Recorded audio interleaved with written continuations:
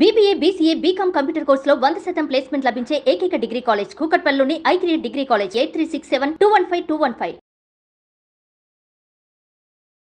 నమస్తే రమ్మగారు. నమస్తే జయ. రమ్మగారు, తిరుమల తిరుపతి దేవస్థానం అనగానే మనకి లడ్డూ ప్రసాదం, అలానే స్వామివారికి తలనీలాలు సమర్పించడం కదండి. మొక్కు అనగానే మనకి ఇవి గుర్తొస్తుంది. తలనీలాలు అనేసరికి పిల్లలకి ఫస్ట్ టైము చాలామంది అక్కడే తలనీలాలు సమర్పిస్తారు కదా రమ్మగారు. అవును, చెవులు కూడా కుట్టిస్తారండి అక్కడే కొంతమంది. ఎక్కువగా మనం తలనీలాలే వింటుంటాం. ఏటా వెళ్ళిన వారు ఏదో మొక్కుకున్నప్పుడు తలనీలాలే సమర్పిస్తాం స్వామి నీకని మొక్కుకునే వారిని కూడా చూస్తూ ఉంటాం. ఆడవారు 3 కత్తెరలు ఇస్తూ ఉంటారు కదండి. గుండు కూడా కొంతమంది చేయించుకుంటారు, తలనీలాలు సమర్పిస్తూ ఉంటారు.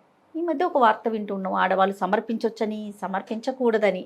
మీ అభిప్రాయం ఏంటి? అభిప్రాయానికి ఏముంటుంది జయ?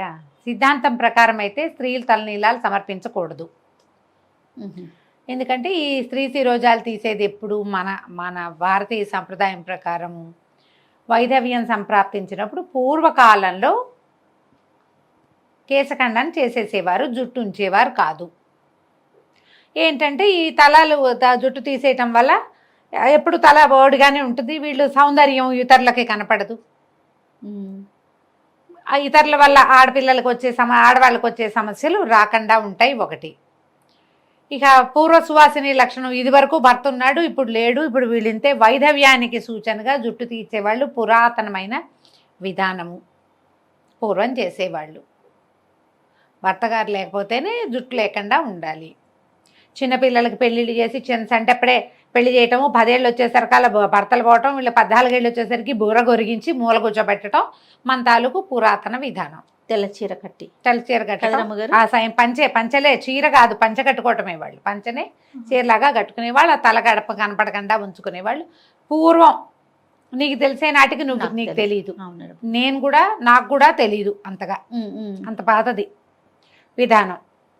భర్త ఉండగా జుట్టు తీసుకోకూడదు, స్త్రీలు కేశాలు కట్ చేయకూడదు, భర్త కేశాలు కనెక్షను అని ఖచ్చితమైన అభిప్రాయం ఉండేది.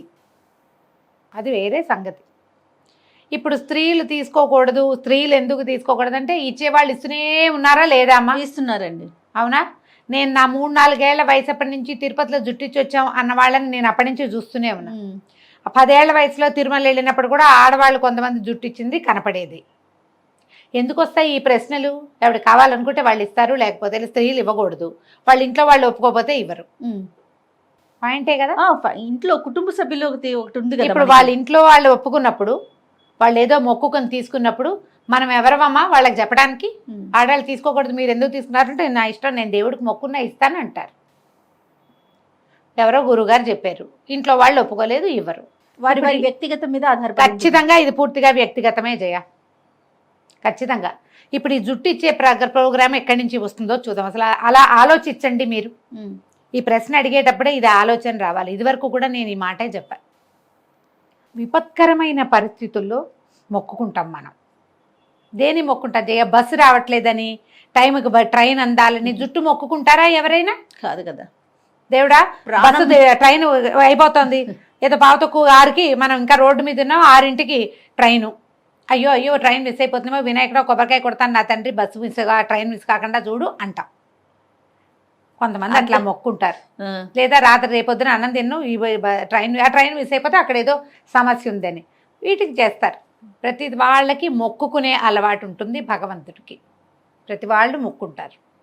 ఈ మొక్కుకోటాల్లో జనరల్గా ఎప్పుడెప్పుడు జరుగుతాయి? ఏవైనా ప్రమాదాలు సంభవించినప్పుడు, అనారోగ్యాలు సంబంధించినప్పుడు, ఆర్థికపరమైన చిక్కుల్లో ఉన్నప్పుడు, ఏదో పిల్లలకి పెళ్ళిళ్ళు కావటం లేదో, పిల్లాడు కింద పడ్డాడో, వాడికి ఏదో జరిగిందో, మనకే జబ్బో పిల్లలకే జబ్బో, ఏదో విపత్కర పరిస్థితులు, ఎక్కడో ప్రమాదంలో చిక్కుకుపోయాం, ఎక్కడో ప్రయాణంలో ఇరుక్కుపోయాం, పిల్లాడు అక్కడెక్కడో ఉండిపోయాడు, మళ్ళీ ఇంటికి వచ్చే దారి కనిపించట్లేదు, దేవుడా తలనీలాలు ఇస్తాను తండ్రి, నిలువు దోపిడీ ఇస్తాను, నా పిల్లని రక్షించు, నా కళ్ళబడే నాయన అని దండం పెట్టుకుంటాం.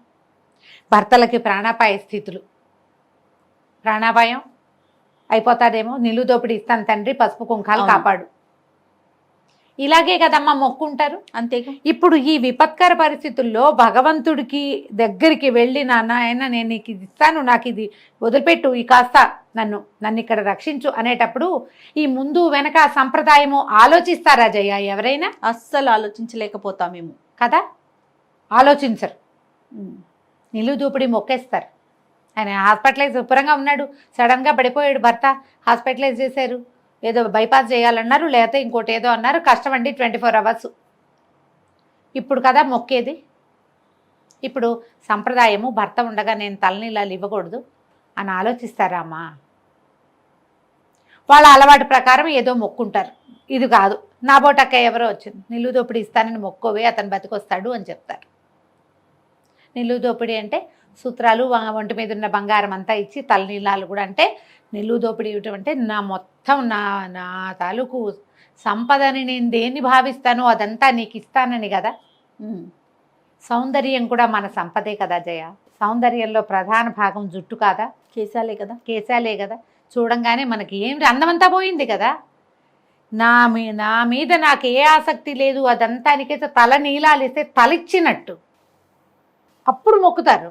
నేను తల జుట్టు ఇవ్వండి అని ఎంకరేజ్ చేయట్లేదమ్మా, మీకు అర్థమవుతోంది కదా. అవును, అందరూ జుట్లు ఇవ్వాల్సిందే అని నేను చెప్పట్లా. ఏదైనా విపత్కర పరిస్థితుల్లో ఉన్నప్పుడు మొక్కుకున్నప్పుడు మొక్కు తీర్చుకొని ఇవ్వండి. ఆ మొక్కుకి, ఆడవాళ్ళ మొక్కుకి భర్తలు ఒప్పుకోవాలమ్మా, ఇది రూల్. మీకు పాయింట్ అర్థమైందా? ఎవరు అక్కర్లా. భర్త గనక ఈ అమ్మాయి జుట్టు ఇవ్వటానికి భర్త ఒప్పుకుంటే ఏం పర్వాలేదు. ఆయన ఉన్నాడుగా పక్కనే, ఇద్దరు కలిసే తీయించుకుంటారు. ఆయన జుట్టిస్తాడు, ఆవిడ జుట్టిస్తుంది, దేవుడికి దండం పెడతారు. ఇందులో జాతి నియమం ఏం లేదు. ఈ జాతుల్లో వాళ్ళు ఇవ్వకూడదు, ఆ జాతుల్లో వాళ్ళు తప్పు ఆ మాట. ఎవరైనా సువాసనే. భార్యాభర్తలు ఇద్దరు ఉన్నప్పుడు ఇద్దరు మాట్లాడుకుని అనుకుని, నేను జుట్టు ఇద్దామనుకున్నాను, నీకు ఇట్లా ప్రమాదం తప్పింది, జుట్టు మొక్కున్నానంటే, ఏదో నవ్వుతుంటే ఆడాళ్ళు జుట్టు పెట్టమేమిటే అంటారు. ఏమో నేను మొక్కున్నానంటే సరే నీ ఇష్టం, తన కోసమే కదమ్మా మొక్కుకుంది. ఒక్కళ్ళు ఒప్పుకోనప్పుడు ఊరుకోడు, అప్పుడు 3 కత్తెరలో ఇవ్వండి, సరిపోలేదా? అంతే, పూర్తిగా వ్యక్తిగతము. భగవంతునితోటి మనం ఎట్లా కనెక్ట్ అయి ఉన్నామనేది మొదటి పాయింట్. రెండోది, ఆడవాళ్ళు సువాసిని జుట్టు ఇవ్వాలంటే భర్త అంగీకారం ఉండాలి. అతను వద్దంటే మీరు చేయకూడదు, ఇది రూల్. ఓకే, అంతే. మీరు ఇప్పుడు మా రోజువారీ ఊరికే మీరు తిరుపతి వెళ్ళినప్పుడల్లా మిమ్మల్ని జుట్టు ఇవ్వమని నేను ఎంకరేజ్ చేస్తున్నానని పొరపాటు కూడా అనుకోద్దు. అలాంటి కామెంట్స్ చేయబోకండి దయచేసి, నా ఉద్దేశం అది కాదు. ఇట్లా ఏదైనా ప్రమాదకర స్థితిలో ఉన్నప్పుడు మీరు భగవంతుడికి మొక్కున్నప్పుడు ఆయనకి ఇచ్చిన మాట తీర్చుకోవచ్చు. ఆయనకి కనుక మీరు మాట ఇస్తే భగవంతుడికి ఇచ్చిన మాట ఇవ్వండి, ఒప్పుకోండి. ఆయనకి ఏం చెప్పారో ఆ మాట ఇదేసేయండి. ఓకే, నిలబెట్టుకోండి ఆ మాటని, అంతే. దాంట్లో తప్పులేదు. ఓకే రమ్మగారు, నమస్తే. నమస్తే జయ.